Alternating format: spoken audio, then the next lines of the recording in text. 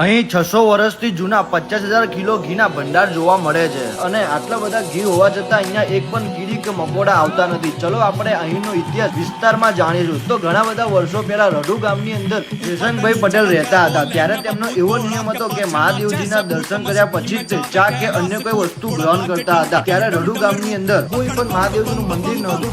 તેથી તે વાત્રક નદી પાર કરીને પુનત ગામે મહાદેવજીનું મંદિર હતું, ત્યાં તે દર્શન કરવા જતા હતા. પરંતુ એકવાર ગામની અંદર પૂર આવ્યું અને ઘણા 10 દિવસ સુધી પૂર રહ્યું હતું. ત્યાંથી તે દર્શન કરવા જઈ શક્યા ન હતા. ત્યારે તેમને સલંગ ઉપવાસ રાખ્યા હતા. ત્યારે મહાદેવજી એમના સ્વપ્નમાં આવીને કહ્યું કે તું મને ઘીનો દીવો પ્રગટાવીને તારે ગામ લઈ જા, હું ત્યાં બિરાજમાન થઈ જઈશ. પછી જયશંકભાઈ એક દીવાની જ્યોતને લઈને એમના ગામે લઈને આવ્યા હતા. ત્યારે આ જ્યોતને અખંડ પ્રગટાવવા માટે ઘીની જરૂર પડે એમ હતી. ત્યારે ગામના લોકોએ સૌ ભેગા થઈને એને ઘી ભેગું કર્યું હતું. પછી ત્યારથી જ ઘણા બધા શ્રદ્ધાળુઓ ઘીની માનતાઓ માનવામાં આવે છે અને અલગ અલગ બાધાઓ માને છે.